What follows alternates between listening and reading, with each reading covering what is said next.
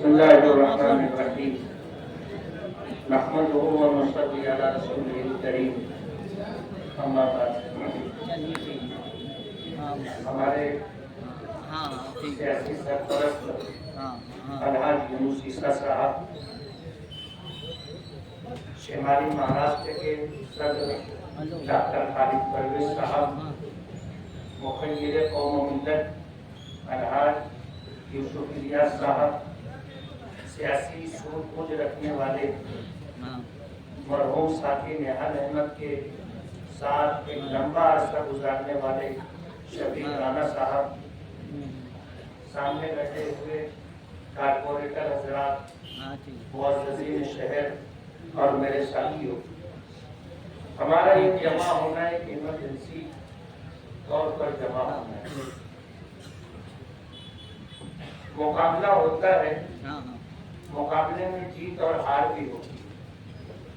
अगर हार बर्दाश्त ना हो तो आदमी को मुकाबले के लिए नहीं उतरना चाहिए।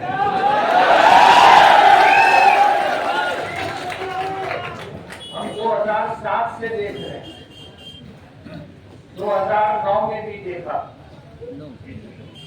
ये हारते हैं तो हारने के बाद शहर में गुंडागर्दी, दादागिरी करते हैं, कारखानों में घुसकर आग लगाते हैं, लोगों के माल पर कब्जा कर लेते हैं, सौदा अगर किया हो तो उनकी रकमें रोक देते हैं, घर जाकर के धौंस धमकी देते हैं और हारने के बाद हमारे साथियों के घरों में पटाखे आग लगा करके अंदर डाल देते। हमने उस वक्त भी देखा और आज भी देख रहे हैं कि डिपार्टमेंट को क्या करना चाहिए और डिपार्टमेंट क्या कर रही है, पूरा शहर देख रहा। बहुत सफाई के साथ मैं ये कह देना चाहता हूं, पुराने दिन लग गए।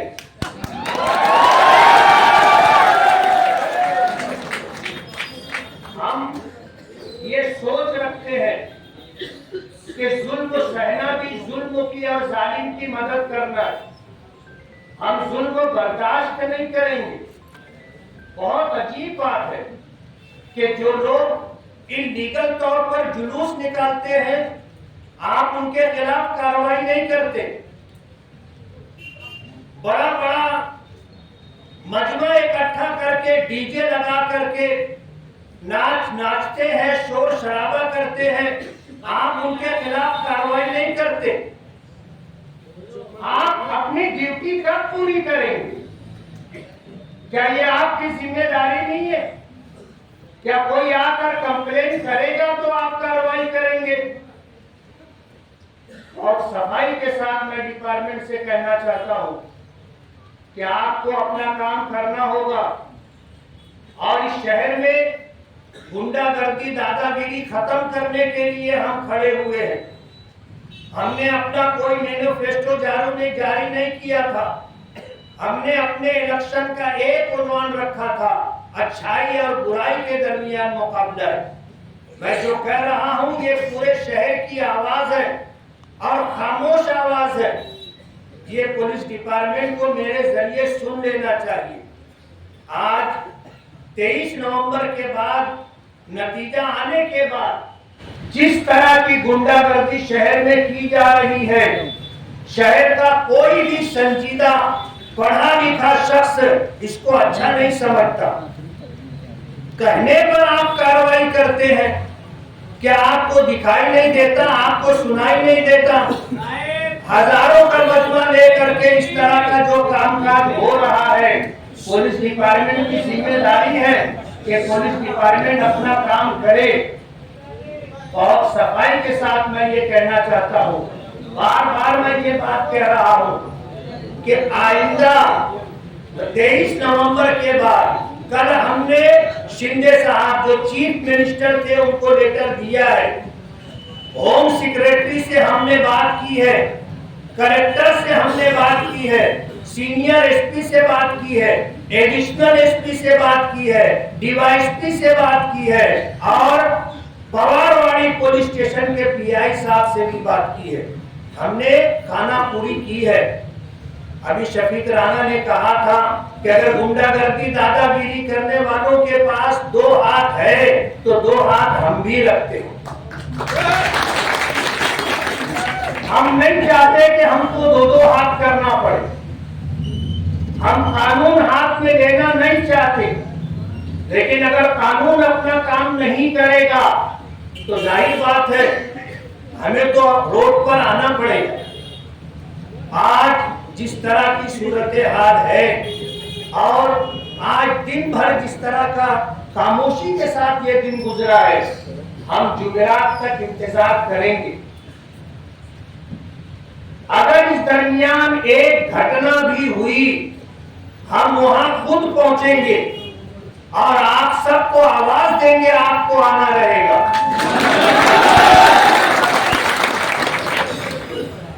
जुमेरात तक अगर शहर में ये गुंडागर्दी दादागिरी खत्म नहीं होती है तो हम जुमेरात के दिन फैसला लेंगे कि जुमा के दिन हमें क्या करना है। पुलिस डिपार्टमेंट इस बात को नोट कर ले, कल ये बात ना हो कि आपको ऐसा नहीं करना चाहिए था। हम आपको मौका दे रहे हैं, हम आपको टाइम दे रहे हैं, आप अपनी जिम्मेदारी पूरी करें। लॉ एंड ऑर्डर बाकी रखना आपकी जिम्मेदारी है। गुंडागर्दी करने वाले, जुआ सट्टे का कारोबार करने वाले, नशे का कारोबार करने वाले, नशे का माल सप्लाई करने वाले, अगर पुलिस की सरपरस्ती में ये सब कुछ हो रहा है तो ये शहर अब इसको बर्दाश्त नहीं करेगा।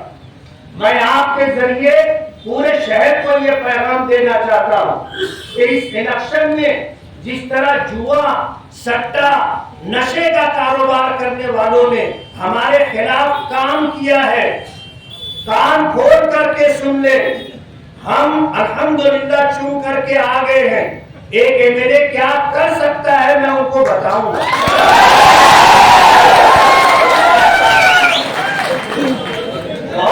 हो चुका,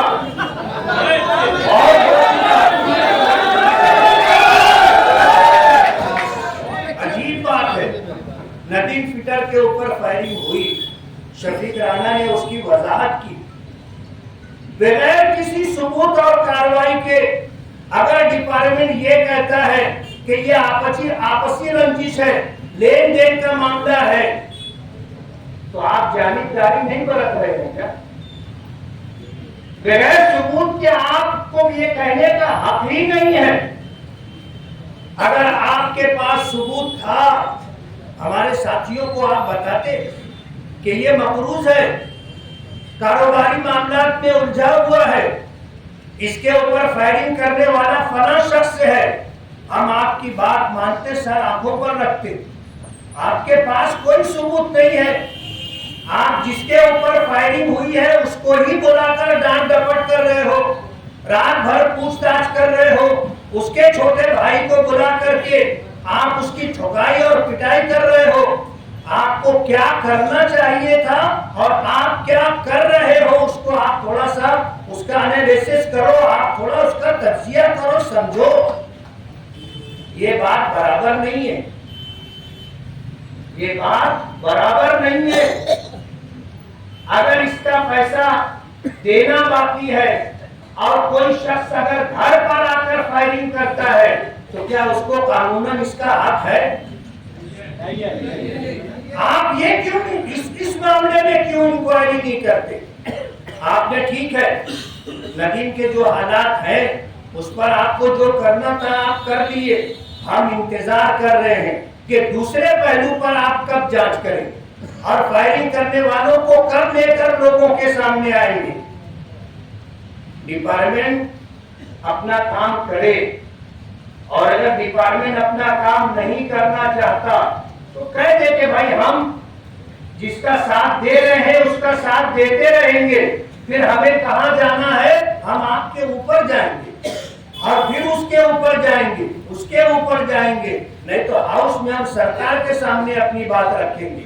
हम तो चाहेंगे कि हमको इंसाफ मिले और शहर से बुराई का खात्मा। हमने बुराई के खात्मे के लिए इलेक्शन लड़ा। आप यकीन मानो, मैं किसी से जर्रा बराबर भी नहीं डरता।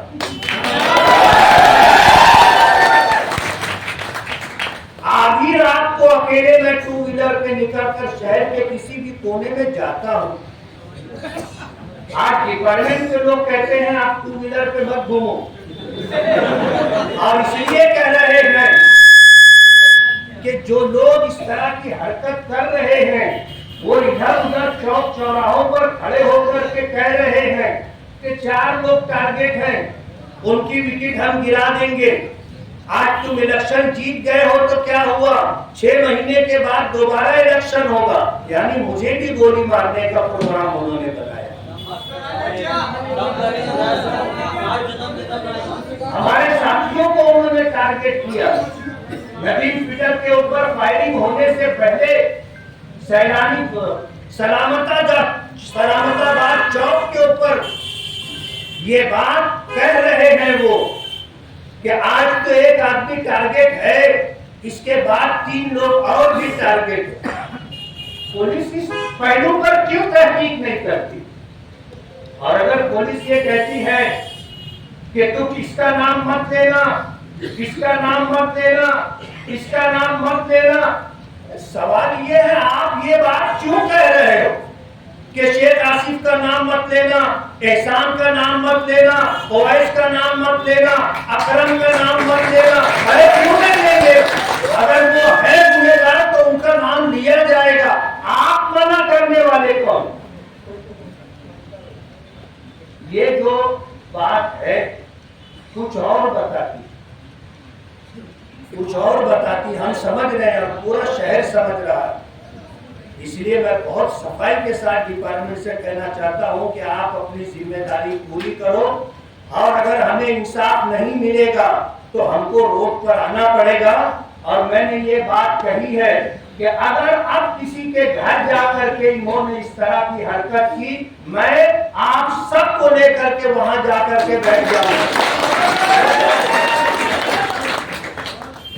किसी के कारखाने में, किसी की दुकान पर, किसी के घर पर जाकर के अगर किसी ने कुछ किया तो 10 मर्तबा सोच लेना कि एक मर्तबा हम घर से निकले तो अपना मकसद पूरा करके घर वापस जाए। आज के तो कहने लगे 3 पेटी चोरी हो गई।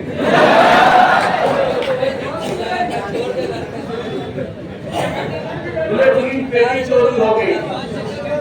आज पूरे शहर में उनके वर्कर लोग इमाम साहब को बोलते पेटी चोर, मकतब में पढ़ाने वाले हाफिज आलिम को बोलते हैं पेटी चोर, उलमा को बोलते हैं देख करके पेटी चोर। ये क्या बात है? ये बागुना चोर।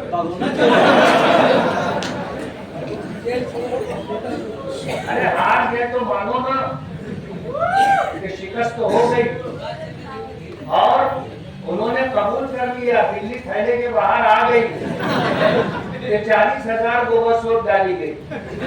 तो मुझे ये कहना पड़ेगा कि मैं 162 वोट से नहीं, 40,162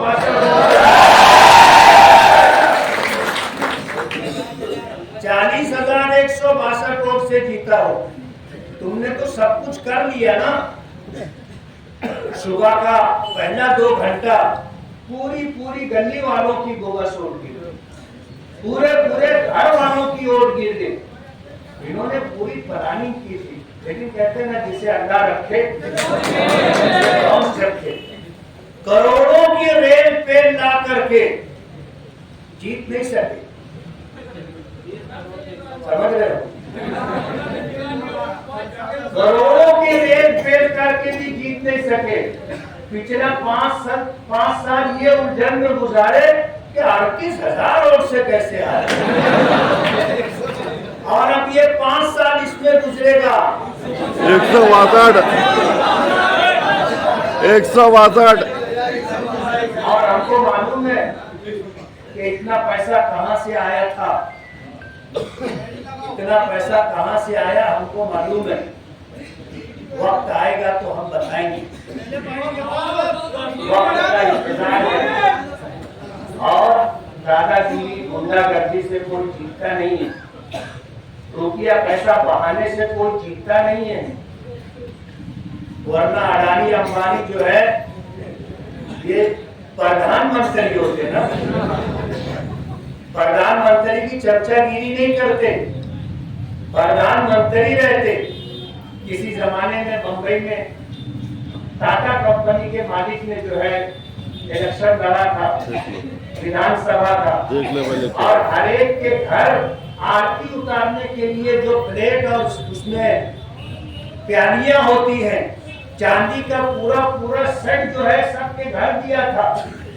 उसके बाद भी इलेक्शन हार गया था। आज ये कहते हैं हमने शहर में 40,000 घरों में पैसे दिए। नतीजा आपने देख दिया। और ये बोलते तो है कि हमने इतना पैसा दिया, जिनके जरिए से पैसा बंटवाया गया था आधा पैसा तो वो घर लेके चला गया, आधा पैसा तो वो घर लेके चला गया। जाफर नगर में झगड़ा हुआ, 50 लाख रुपये लाए थे, कहाँ बांटे हिसाब देना पड़ेगा, तो झगड़ा कर दिया ताकि मामला टर्न हो जाए। लेकिन एक बात समझ लो, जिनका पैसा गया है वो तो सोचेंगे ना कि भाई हमने इसको 1 करोड़ रुपया बांटने के लिए दिया था, वोट तो मिली नहीं। किसी ने बताया कि टेंशन चौक पर वहां पर 10 लाख रुपया दिया गया था वोट के लिए। कितनी वोट मिली? 30 वोट। कितनी वोट मिली? 30 वोट। एक वोट कितने की पड़ी? हिसाब कच्चा है। 30,000 रुपये की उसके बाद ये हार गए। इसलिए हम जुमेरात की शाम तक का इंतजार करेंगे। अगर हमको इंसाफ मिलता है, डिपार्टमेंट अपनी जिम्मेदारी पूरी करता है, शहर में गुंडागर्दी दादागिरी करने वालों को लगाम लगती है, शहर में अमन व अमान बाकी रहता है, लोगों की जान माल इज्जत व आबरू महफूज रहती है। अइम्मा उलमा हुफाज को जो लोग पेटी चोर बोल रहे हैं, अगर उनकी आवाज बंद नहीं हुई, जुमेरात के दिन हम फैसला लेंगे कि हमको कल के दिन क्या करना है। आज जुमेरात का इंतजार कीजिए। हम ये नहीं चाहते कि डिपार्टमेंट ये कहे कि आपने हमको मौका नहीं दिया। हम डिपार्टमेंट को आज की रात, कल का दिन, कल की रात, परसों का दिन, परसों की रात, ये इतना वक्त दे रहे सिर्फ इसलिए कि हमें रोड पर ना आना पड़े। डिपार्टमेंट अपना काम करे, और अगर डिपार्टमेंट अपना काम नहीं करेगा तो फिर हमें जुल्म के खिलाफ, गुंडागर्दी के खिलाफ रोड पर आना पड़ेगा और इंसाफ के लिए डिपार्टमेंट को मजबूर करना पड़ेगा। और हम इस सिलसिले के अंदर जुमेरात के दिन तय करेंगे कि हमें क्या करना है। जुलूस निकालना है, धरना देना है, क्या तहरीक चलाना है, हम जुमेरात के दिन इसके लेंगे अपना। और आखिरी बात जो मुझे कहनी है कि इतवार के दिन हम अपना जलसा इज़हार तशक्कुर रख रहे हैं। हमने ऑल इंडिया मजलिस इत्तेहादुल मुस्लिमीन के कौमी सदर बैरिस्टर असदुद्दीन ओवैसी साहब से टाइम ले लिया है। इतवार का दिन रात को वो हमारे दरमियान होंगे और शाम 7 बजे से रात 10 बजे तक का जलसा होगा। जगह का और दीगर तफसीलात का हम लोग ऐलान करेंगे। हम जलसा इज़हार तशक्कुर दे रहे हैं।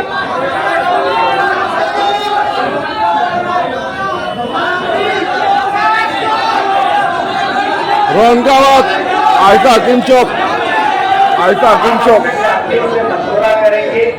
आपकी राय हमने सुनी है कि औरंगाबाद में जलसा,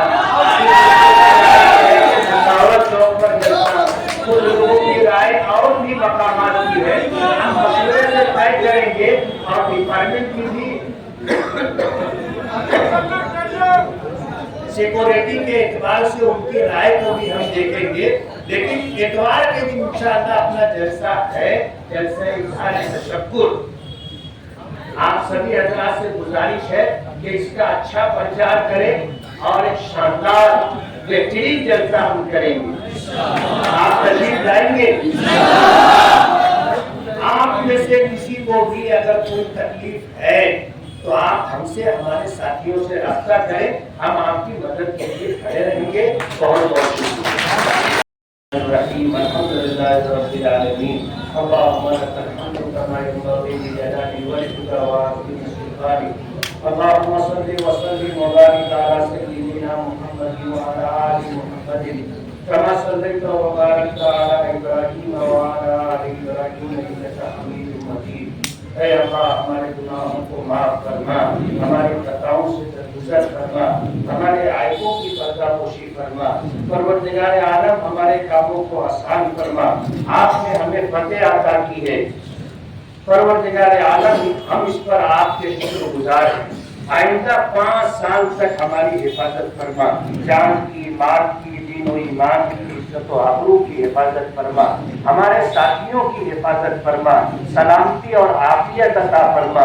हमने अच्छाई के गलबे के लिए और बुराई के खात्मे के लिए इस मैदान में कदम रखा है। अल्लाह, कदम कदम पर हमारी मदद फरमा और अच्छाई को बुराई पर गलबा अता फरमा।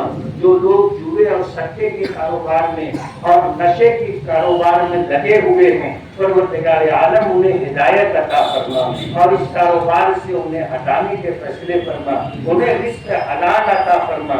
परवरदिगार आलम, पूरे शहर के लोगों को बुराई के खिलाफ अच्छाई के गलबे के लिए इकट्ठा फरमा, हमारी मदद और नुसरत फरमा।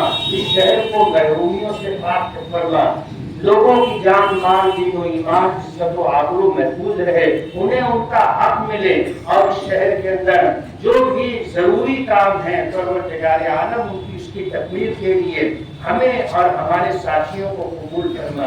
रब्बना तक़ब्बल मिन्ना इन्नका अंतस समीउल अलीम व तुब अलैना इन्नका अंतत तव्वाबुर रहीम। सल्लल्लाहु तआला अला खैरि खल्क़िही मुहम्मदिन व आलिही व अस्हाबिही अजमाइन। रहमतिका या अरहमर राहिमीन।